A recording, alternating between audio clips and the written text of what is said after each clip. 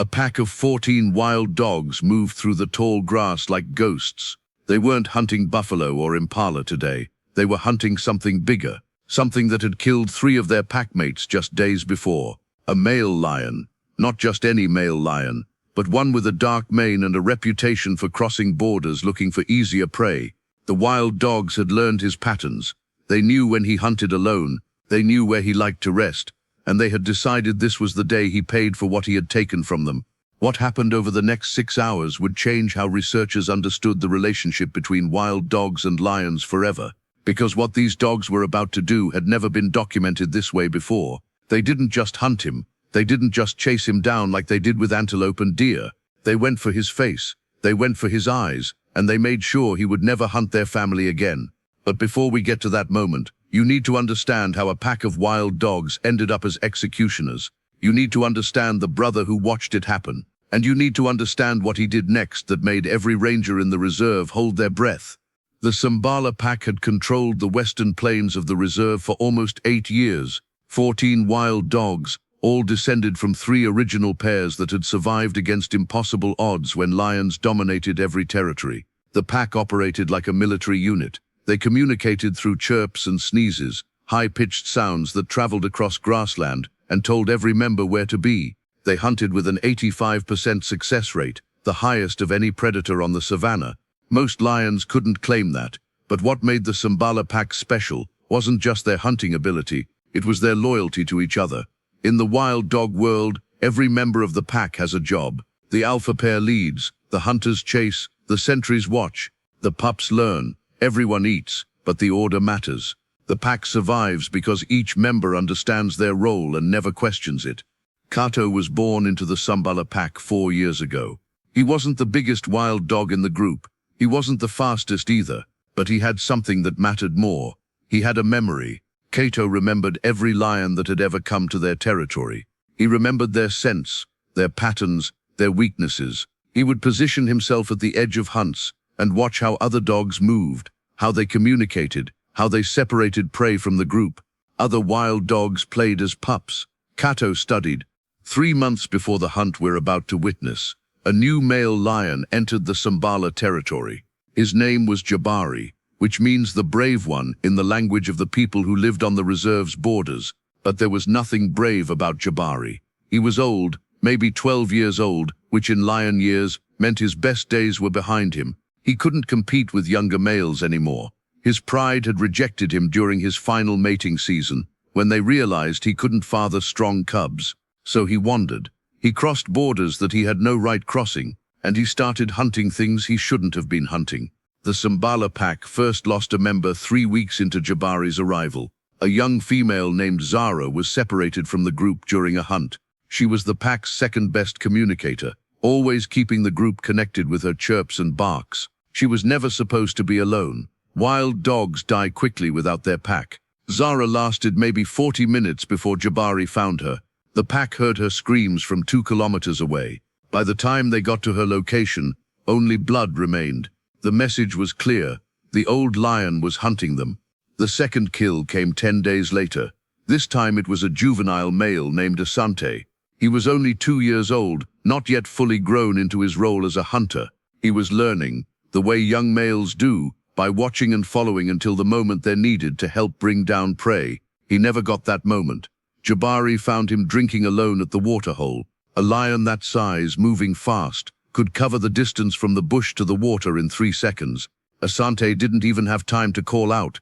The pack felt his absence more than they heard about his death. The sentries knew something was wrong when Asante didn't return for the evening gathering. The third kill was the one that changed everything. A male named Tunde. He was the pack's third strongest hunter, the one who understood how to flank prey in open ground. He was moving through the grassland when Jabari's ambush came. This time the pack was close enough to hear everything. The roar that made the ground shake, the yelp that cut through Tunde's throat, the silence that followed. 14 wild dogs heard their brother die. They heard it in perfect detail. Some rangers who were tracking the pack that day said they had never seen animals grieve like that. The pack didn't move for 3 hours. They just lay in the grass with their heads down, understanding on some level that something had shifted in their world. Kato lay with them. But while the others processed the loss, Kato was thinking. He was calculating. He was remembering everything he had learned about how lions moved, how they hunted, how they breathed when they were tired. He was becoming something his pack had never needed before. He was becoming a strategist. That night, Kato approached the alpha pair, a female named Amara and a male named Simba. These two had kept the pack alive through droughts, through territorial wars with other packs, through seasons when game disappeared and the young went hungry. They had survived because they made decisions based on intelligence, not emotion. Kato showed them what he had figured out. Jabari hunted alone. He hunted during specific times. He always returned to the same waterhole to drink, because his old body needed more water than a younger lion. He was predictable, and predictable prey dies. Amara and Simba looked at each other the way long-term partners do. Without speaking, they understood. This was going to happen. The pack was going to hunt the hunter. The day started like any other day in the reserve, except it wasn't. 14 wild dogs gathered before dawn and moved together through the darkness. They didn't vocalize. Complete silence. They understood the stakes in a way that even experienced hunters usually didn't. They moved southeast, toward the waterhole that Jabari used. Rangers who tracked them later said the coordination was unlike anything they had ever witnessed. Each dog knew exactly where to be. No one had to be told. No one questioned the plan. The lead hunters stayed back while the sentries moved forward. The younger dogs stayed in the middle. Everyone understood. This was an execution. Jabari came to the waterhole at mid-morning, like clockwork. He was a creature of habit, the way old animals are. He spent most of his time sleeping and hunting. There wasn't much else left for him. His mane was thin and patchy. His body was scarred from decades of territorial fights.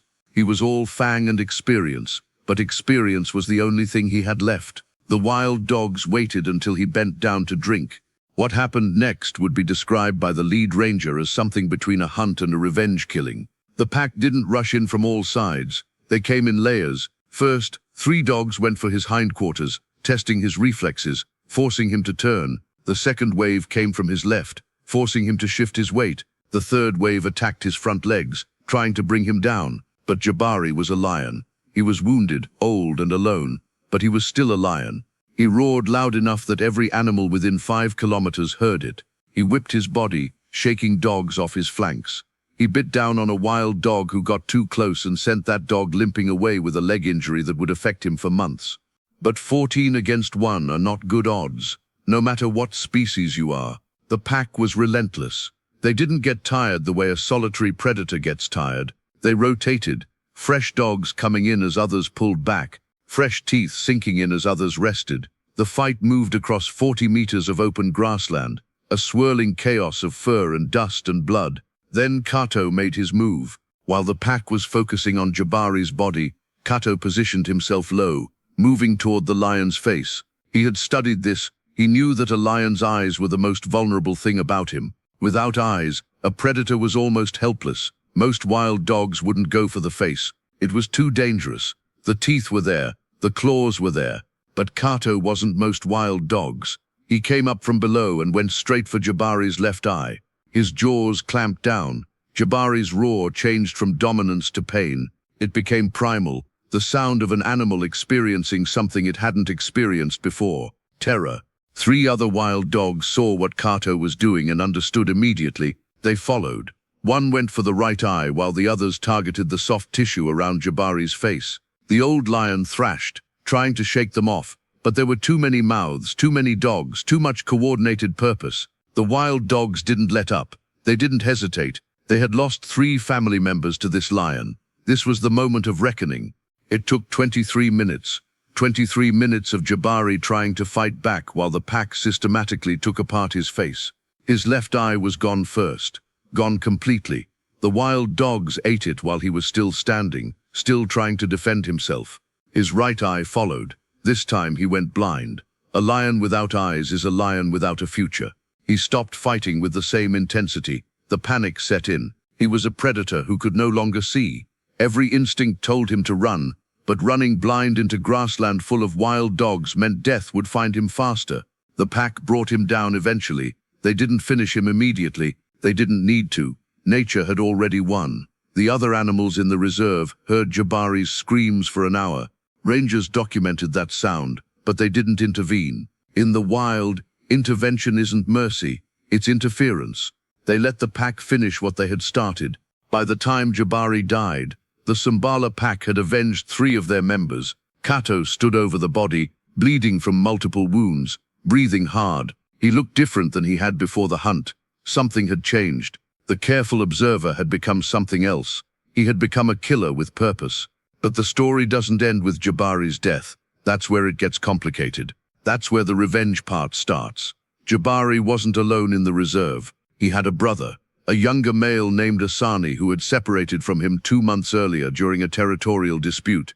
Asani was only a year younger, but he was stronger, faster, and meaner in a way that only younger lions are. He had been hunting the southern territories while Jabari controlled the west. They hadn't seen each other since the split. They hadn't roared together or patrolled together.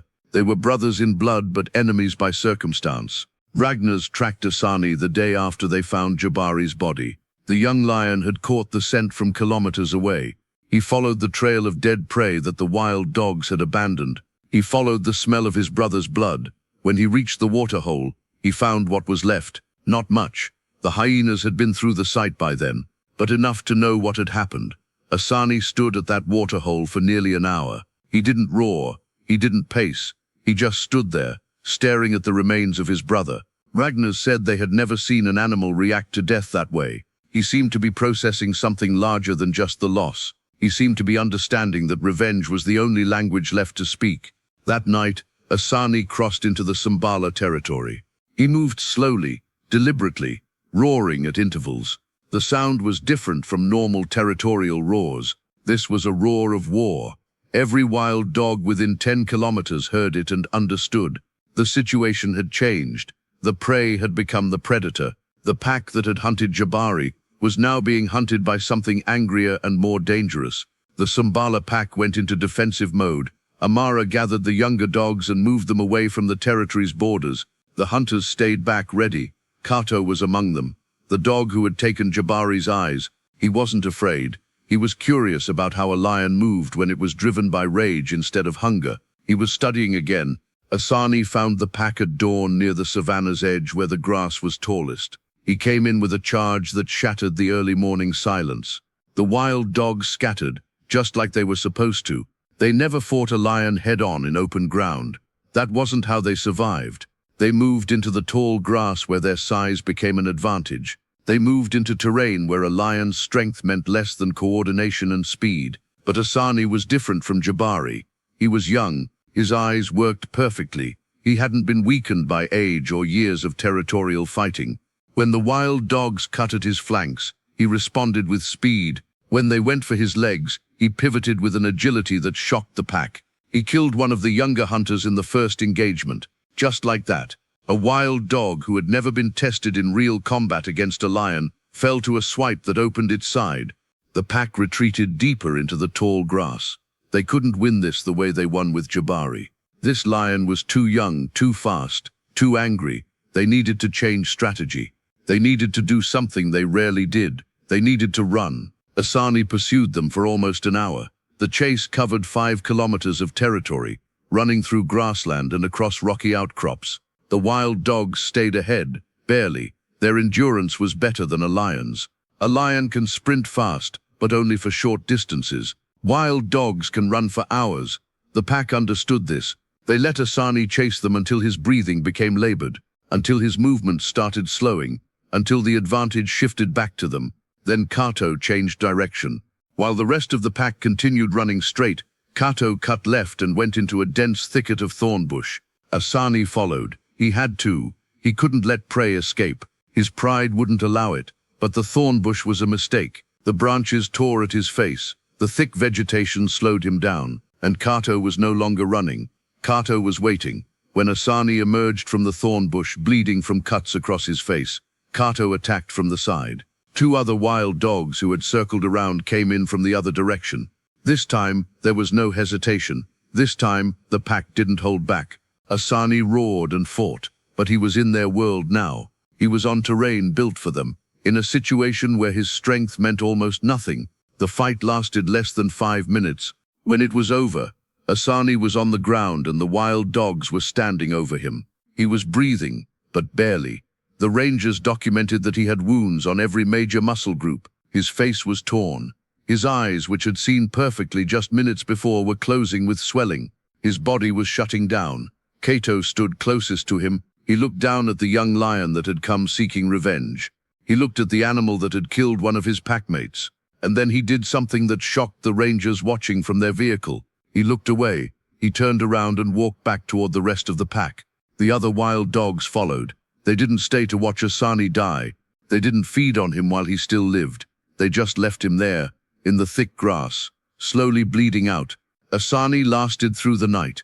Hyenas found him the next morning and finished what the wild dogs had started. By the time the rangers arrived, there was barely anything left. The Sumbala Pack didn't celebrate. They didn't roar in triumph or gather for a reunion. They just returned to their territory and continued living the way they always had. Hunting, sleeping, watching, staying alive in a world that wanted them dead. Kato was different though. Something had awakened in him during those hunts. The careful observer had become a leader. Within months, other members of the pack started following his decisions. When the alpha pair stepped back from certain responsibilities, Kato stepped forward. The story could have ended there, but 4 months after Asani's death, another young male appeared on the reserve's boundaries, a lion born from Jabari and Asani's original pride. He had heard about his brothers. He had heard about what the wild dogs did, and he had come looking for answers about whether revenge was worth taking. The Sumbala Pack saw him coming. Rangers documented that Kato positioned the pack differently this time. Not for hunting, not for defense, for communication. The wild dogs roared, if you could call it that. The high, excited barks that sound almost like laughter when heard from a distance. They were telling this young lion something. They were telling him that coming here was a mistake. They were telling him that his brothers were gone, and that trying to avenge them would end the same way. The young lion listened. He understood something in those sounds that no other predator would have understood. He turned around and left. He walked back toward the territories where his pride still lived. The Sumbala Pack watched him go. Months passed after that. The dry season came and hardened the landscape. The rains returned and softened it again. The reserve moved through its cycles the way it always did.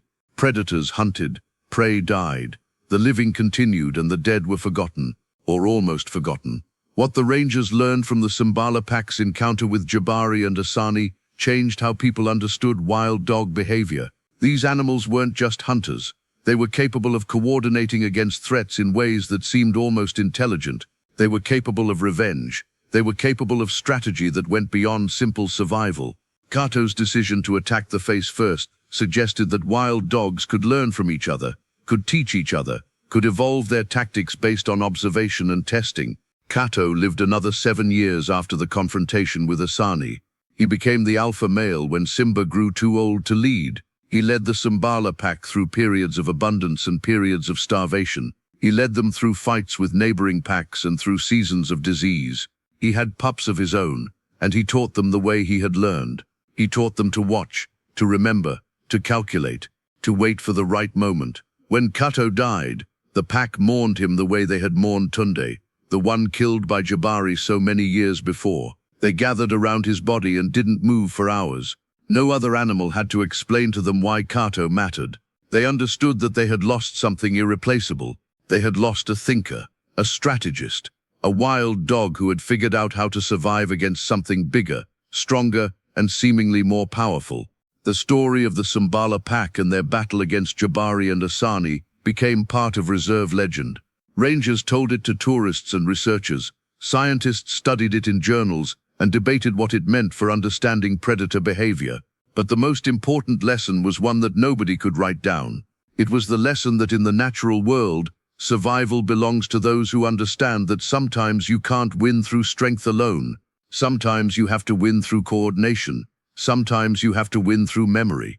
And sometimes the smallest predator on the savannah can bring down the biggest king, if they're willing to work together and wait for their moment. The wild dogs of Sumbala had learned what the greatest hunters of Africa finally understand, that in nature's war, intelligence and loyalty are worth more than any roar ever could be.